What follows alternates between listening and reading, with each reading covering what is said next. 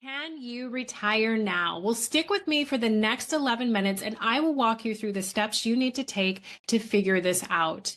If you're one of the 76% of Americans that has the Sunday blues every week, you're tired of that boss, you want to spend more time on your hobbies, you want to spend more time with your loved ones, then this video is for you. My name is Anita Niefelt. I'm a certified financial planner and a fiduciary, and I help individuals and families get retired and stay retired. So our first step in this process is to get an understanding of what your expenses will be in retirement. The easiest way to do that is to look at what your current spending is. And so I know this sounds like a budget, and budgets are a pain.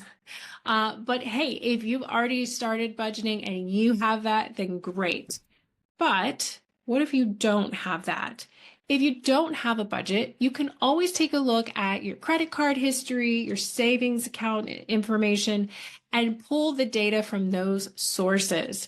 We want to be looking at all of your spending. And what I mean by all of your spending is we want to pull all of the numbers for at least the past year, because you're going to have expenses that are annual or maybe even semi-annual, and we don't want to forget to add those in.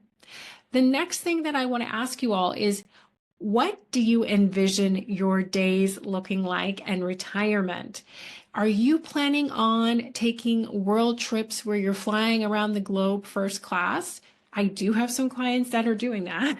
And so if that is you, your spending is probably not going to be the same as it is now. It's probably going to actually increase. So we want to make sure to budget our hobbies and different things like that that we plan on doing, making sure that's accounted in that budget. The next thing that I would ask you is, what does healthcare look like for you? Are you working for a company that's going to provide you with a retirement healthcare benefit, or are you going to have to go on to the exchange? Well, if you are going to have to go on to the exchange, then make sure you go on over to healthcare.gov and actually get an estimate of what you might actually be spending in retirement. So just to recap, we want to make sure that we're tracking all of our expenses for the past 12 months. We also want to make sure that when we're planning for retirement, that we're including expenses for things that we may not have today. So for example, if you want to travel, you need to add that in. Or if you might have costs like health insurance, we want to make sure to add that in as well. My clients that have been the most successful in retirement are the ones that are planning off of an accurate number. So we want to do that. We want to get as close to accurate as possible. Now, I do want to call out that it is important to work with a certified financial planner like myself, because in retirement, your cash flow needs are not always going to be $7,000 a month.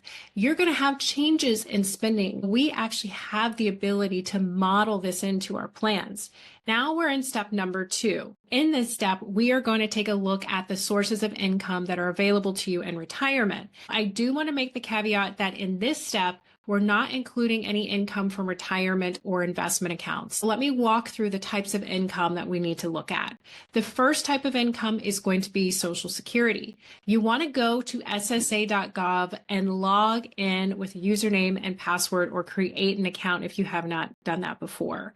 The reason we want to log in, because it will actually give you your personal working history information, and then it'll give you an expected benefit based off of that. Social Security is very complex because a lot of times people have questions on what's the best age to collect.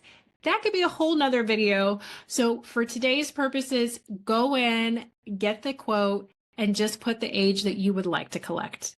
The second source of income we want to look at is real estate. So if you have rentals, so you have income coming in from them, we want to see what is the net amount of income you'll be getting from those rentals.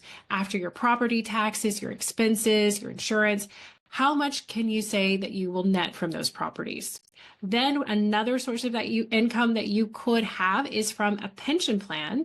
If you have a pension plan, go find out what amount of monthly benefit you're expected to claim from that pension. Now, this also can get a bit complex for some people because there's various payout options. Some even offer a lump sum. So this is something that I work with my clients on, figuring out what is the best option for their particular situation. Then another option you might have, maybe you bought an annuity in the past and it is going to give you income in retirement. That is also another source of income.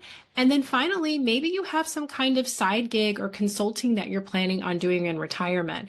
I always tell clients to go conservative with the income that they're estimating from this stream, just in case you get retired and you don't feel like doing that anymore. So we want to take a look at what kind of income we can expect from that source. So we'll tally all of these different sources of income up, and then we know how much we can expect in retirement. Also, if you are going to have income that's not going to last throughout your retirement, that's also a good idea to make a note of that as you're going through this section. So now we are in step 3, and we get to take our first look at, can we retire now? So what you're going to do is you're going to take those expenses that we tallied in step 1. So for example, let's say that our expenses were $8,000. Then we're going to subtract from that the income that you have coming in. So for our first example, let's say the income is $2,000 from Social Security, and that is it. That leaves us with a gap of $6,000.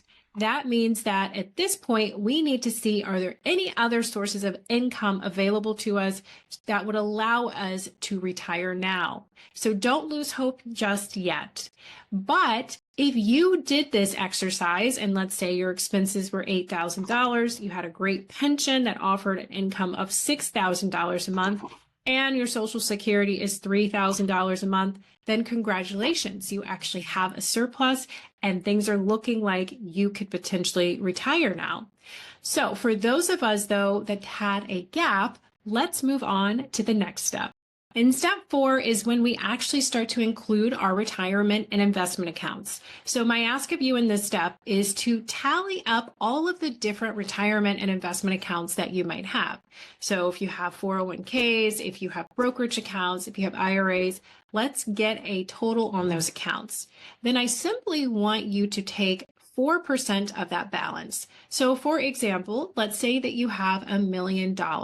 If you have $1 million in those accounts, that means that you have $40,000. That would be 4% of that.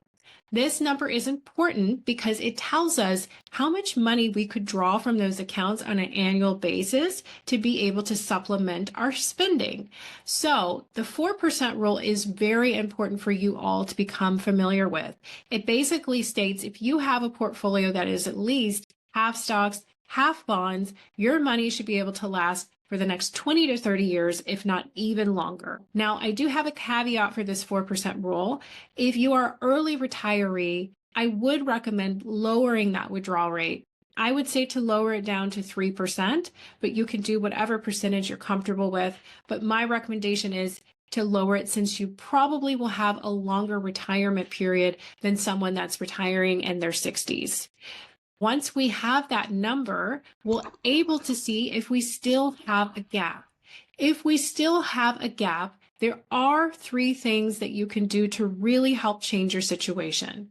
The first thing that you can do is to spend less money in retirement. This is probably not your desired choice, but it is an option. And in fact, as I've mentioned in previous videos, I do work with a lot of people that are moving and retiring abroad. This option allows you to spend less money potentially if you're living in a place that has a lower cost of living. You could also do this by moving to a lower cost of living city in the United States. The second option that you have is that you could try to supercharge your savings during whatever period of time you have that you're going to continue working so that you can get more of a nest egg built up. And then the final option that you have is you could, of course, work longer. Those are the 3 different levers that you have to pull to help your situation. I would recommend, though, sitting down with a certified financial planner like myself to go through these numbers because of all the different variables and questions that will come up. In fact, since you made it to this point in the video, my bonus offering is actually a free financial planning session for you. You can book a session in the link in the description below for a one-on-one financial planning session. Again, this is something that normally costs between $1,000 and $3,000. So it is a great offering for you to take advantage of. Wow. If you have any questions, please reach out. Please leave a comment. Please like and share this video with someone that would find this information helpful. As always, thank you so much and have a lovely day.